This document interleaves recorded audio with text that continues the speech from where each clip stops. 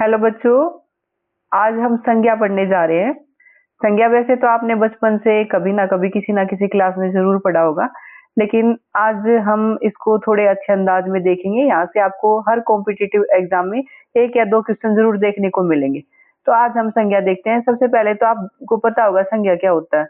तो किसी भी व्यक्ति, वस्तु, स्थान के नाम को संज्ञा कहते हैं। अगर हम पुस्तक की लैंग्वेज में देखें तो संज्ञा उस विकारी शब्द को कहते हैं जिससे किसी विशेष वस्तु अथवा व्यक्ति के नाम का बोध हो। या फिर इसकी हम एक इजी सी लैंग्वेज देख सकते हैं कि जो भी आपको अपने आसपास दिखाई देता है हर वो चीज संज्ञा है। अब आप कहोगे कि मैम हमें तो खिड़की दिखाई दे रही है, तो क्या ये संज्ञा है? हाँ बेटा बिल्कुल, अगर आपको खिड़की दिखाई दे रही है तो ये संज्ञा है। दरवाजा दिखाई दे रहा है वो भी संज्ञा। आपके पास पुस्तक रखी है, हाँ ये बिल्कुल संज्ञा है। आपको पंखा दिखाई दे रहा वो भी संज्ञा है। अब आप बोलोगे कि मैडम हमें तो हमारे घर के पास हरियाली दिखाई दे रही है, हरा हरा घास है, तो क्या वो हरियाली संज्ञा? हाँ बेटा वो भी बिल्कुल संज्ञा है। जो हरियाली है, बचपन है, बुढ़ापा है, ये सब भी भाववाचक संज्ञा होती है। तो हर वो चीज जिसका कोई ना कोई नाम है वो संज्ञा है। तो संज्ञा को है ना, हम आगे पढ़ते हैं। संज्ञा तीन प्रकार की होती है, ठीक है। सबसे पहले है जैसे व्यक्तिवाचक संज्ञा। तो व्यक्तिवाचक संज्ञा कौन सी होती है? जिस शब्द से किसी एक वस्तु या व्यक्ति का बोध हो उसे व्यक्तिवाचक संज्ञा कहते हैं।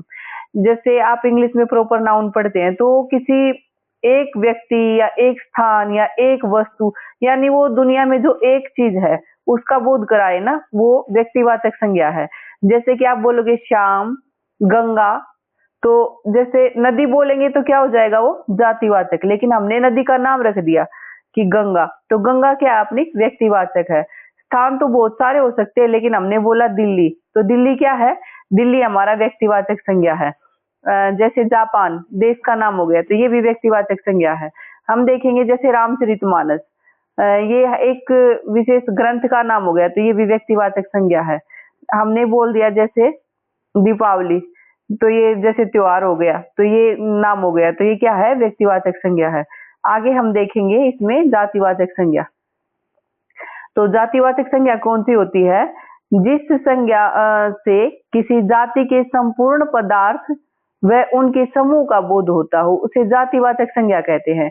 जैसे कि घर हो गया, पर्वत हो गया, मनुष्य, नदी, मोर।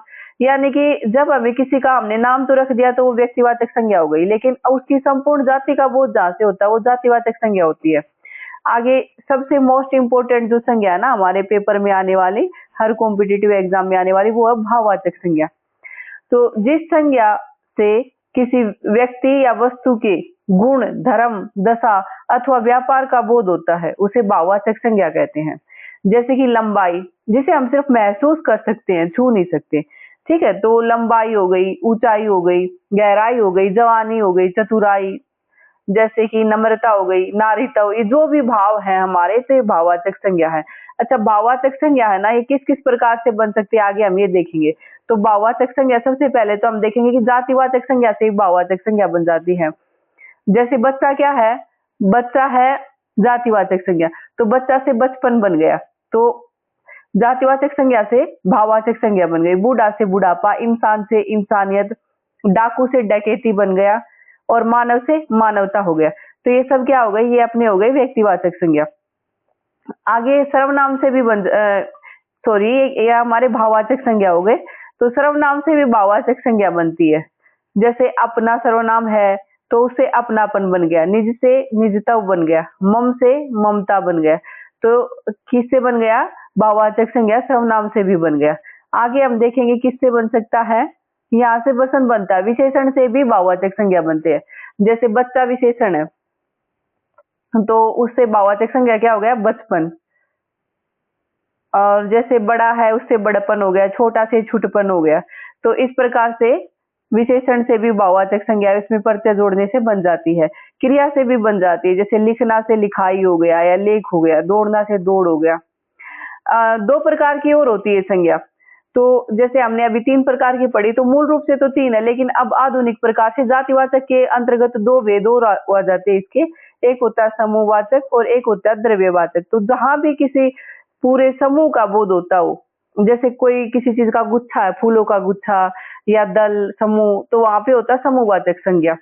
और एक होता है द्रव्यवाचक संज्ञा। जितने भी धातु अधातु जो भी हैं वो सारे द्रव्यवाचक संज्ञा के अंतर्गत आते हैं, जैसे कि लोहा, सोना, चांदी, तो ये सारे हो जाएंगे द्रव्यवाचक संज्ञा। तो हमने बहुत शॉर्ट समय में ये संज्ञा का टॉपिक देख लिया है। आई होप आपको वीडियो पसंद आएगी। Thank you for watching.